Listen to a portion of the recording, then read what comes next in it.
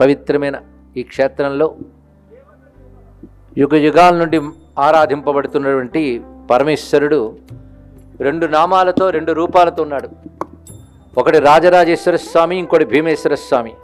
అమ్మవారు కూడా రాజరాజేశ్వరీదేవి, మాణిక్యాంబ అనే నామాలతో ఉన్నది. ఈ క్షేత్రం, దీని వైశిష్ట్యం భవిష్యోత్తర పురాణం మొదలైన పురాణాల్లో కూడా చెప్పబడుతుందంటే పురాణ ప్రసిద్ధి దీనికి ఉన్నది. రెండవది చారిత్రక ప్రసిద్ధి కూడా ఉన్నది. ఇవి తెలుసుకుంటూ ఉంటే భారతదేశంలో పుట్టినందుకు గర్వభావం కూడా మనకు కలుగుతుంది. ఎలాంటి చరిత్ర, ఎలాంటి పవిత్రత ఈ భూమికి ఉన్నదో, ఈ దేశంలో ఇలాంటి క్షేత్రాలు చాలా చాలా ప్రకాశిస్తున్నాయి. అలాంటి భవ్యక్షేత్రం మనకున్నది అంటే దీని విలువ మనం తెలుసుకొని కాపాడుకోవాలి.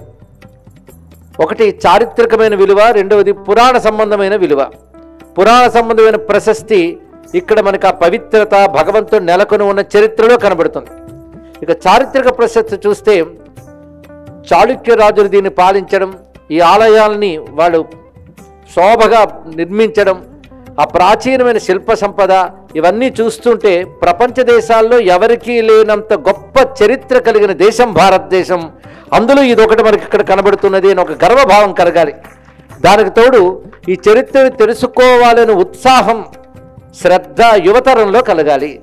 ఈ దేశ చరిత్ర తెలియాలి. ఆ చరిత్రలో ఎంతమంది మహాత్ములు ఇక్కడ పాలన చేశారు.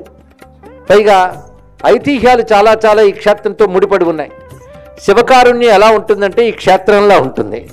శివుని యొక్క కారుణ్యమే మనకి క్షేత్రాల రూపంలో కనిపిస్తోంది. భగవంతుడు అంటేనే కారుణ్య స్వరూపుడు. శివశబ్దానికి శుభము, క్షేమము, మంగళం అని అర్థం. ఆ పేరు పలికితే చాలు శుభము క్షేమము కలిగిస్తారంటే అది కలిగించాలని ఆయన అనుకుంటే కదా మనకు కలుగుతుంది. మనకు శుభం కలగాలి అని ఆయన అంటే శుభం కలుగుతుంది. అయితే ఆయన అన్నా అనకపోయినా ఆయన ముందు నిలబెడితే మనకు శుభం కలుగుతుందండి. దీపం ముందు మనం నిలబడినప్పుడు ఆ దీపం వీడికి వెలుగు ఇవ్వాలి అనుకోనక్కర్లేదు. దీపం ముందు ఉంటే చాలు వెలుగు మన వైపు ప్రసరిస్తుంది. అలాగే ఈశ్వరుని వైపు నిలబడితే చాలు కారుణ్యం మన వైపు వస్తుంది. అంటే దీపానికి కాంతి ఇవ్వడం ఎంత సహజ లక్షణమో శివుడికి కరుణ చూపించడం అంత సహజ లక్షణము.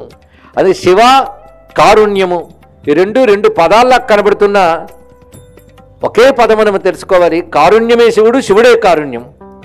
తమిళనాడు ఒక మహా పదం ఉంది, తమిళంలోనే చెప్తారు ఆ మాటని. అన్బే శివం అని ఒక మాట ఉన్నది. దాన్ని పలికినవాడు తిరుమూలనాథర్ అని ఒక సిద్ధపురుషుడు. ఆయన గొప్ప మాట ఇచ్చాడు. ఆయన తిరుమంత్రం అని గొప్ప గ్రంథాన్ని రచించాడు తమిళ భాషలో. భాష ఏదైనా శివుని గురించే కనుక మనం ఇక్కడ మాట్లాడుకుంటున్నాం. తమిళ భాషలో తిరుమంత్రం అని అత్యద్భుతమైన యోగశాస్త్ర, జ్ఞానశాస్త్ర, భక్తి శాస్త్రాల గ్రంథాన్ని ఇచ్చారు. ఆయన శివజ్ఞాని అంటారు. ఆయన శ్రీమూలనాథుడు ఆయన పేరు, తిరుమూలనాథర్ అంటారు వారు. అందులో ఆయన ఒక మహావాక్యం లాంటి అద్భుతమైన మాటనన్నాడు. అన్బే శివం మనొక మాట అన్నాడు. అన్బే అంటే ప్రేమ, ప్రేమయే శివుడు అని గొప్ప మాట చెప్పారు. శివుడు ఎవరయ్యా అంటే ప్రేమస్వరూపుడు. లలితా సహస్రనామాల్లో మనకు నామం వింటాం, ప్రేమ రూప ప్రియంకరి. అమ్మవారు ప్రేమస్వరూపునిట.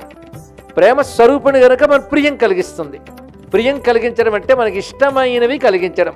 మనకి ఇష్టమైనవి ఏమిటి? ఒక్కసారి నేను ఇప్పుడు మీరు ప్రశ్నిస్తే ఒక్కొక్కరు ఇబ్బంది పడిపోతారు ఈ ప్రశ్నకు సమాధానం చెప్పాలంటే. ఇష్టమైనవి ఏమిటంటే ఏం చెప్పగలరండి? చెప్పగలరా? చెప్పగలరు. మేము టైం ఇస్తే చెప్పగలరు, ఓపుకుంటే చెప్పగలరు. చెప్పలేమని ఎందుకంటారంటే ఒకటా రెండా బాబు, కోట్లు ఉన్నాయి కనుక చెప్పలేమంటారు కదా. కానీ అందరికి ఇష్టమైనది ఒకటే ఉందని నేను చెప్తాను. ఒప్పుకుంటారా లేదో మీరు చెప్పండి. అందరికి ఇష్టమైనది ఆనందం. ఒప్పుకుంటారా లేదా? అందరికి ఇష్టమైనది ఆనందమే. కానీ ఆనందం కావాలని ప్రతివాడు అంటాడు. అవునా లేదా? కాసేపు ఏడుస్తానండి అని ఎవడైనా అంటాడండి. ఆనందం కావాలని అందరూ అంటారు. తేడా ఎక్కడొస్తుంది అంటే ఆనందం దీనివల్ల వస్తుంది అనుకుంటాం మనం. వస్తువుల వల్ల, విషయాల వల్ల అనుకుంటాం. వస్తువుల్ని, విషయాలను అడుగుతాం మనం, ఆనందాన్ని అడగం. అందుకే వాడు ఆనందం వస్తుందేమో అని ఒక విషయాన్నో, వస్తువునో, వ్యక్తినో అడుగుతాం. కొంతకాలానికి తెలుస్తుంది దానివల్ల ఆనందం లేదు, దుఃఖమే ఉందని. అప్పుడు వదిలించుకోలేక బాధపడుతుంటాం. అవునా లేదా? ఆనందమే అడిగితే అంత బాగుంటుందండి. ఆనందమే పరమేశ్వరుడు. ఎందుకంటే ఆయన పేరే సచ్చిత్ ఆనందం. కానీ ప్రియం అంటే అర్థం ఏంటి? ఇష్టమైనదేదో ఇప్పుడు తెలిసిపోయింది కదా. ఆనందమే మనందరికీ ప్రియం. అది ఇవ్వాలంటే ఆనందం ఎక్కడి నుంచో తెచ్చి శివుడు ఇవ్వడు. ఆనంద స్వరూపుడు ఆయన. సూర్యుడు మనకు వెలుగు ఇవ్వాలంటే ఎక్కడి నుంచి తెస్తాడో వెలుగుని? ఆయనే కాంతి స్వరూపుడు కనుక కాంతినిస్తాడు.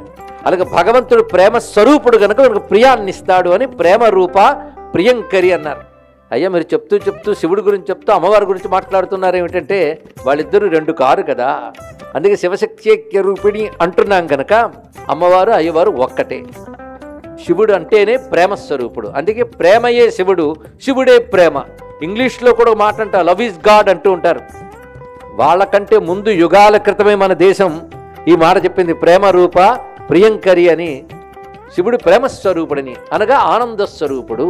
ఆనంద స్వరూపుడైతే ఆనందం ఇస్తాడు, అంతేగాని ఏడుపు కొట్టువాడు ఇంకోటికి ఆనందం ఇవ్వలేడు, ఏడిపించగలడు కానీ.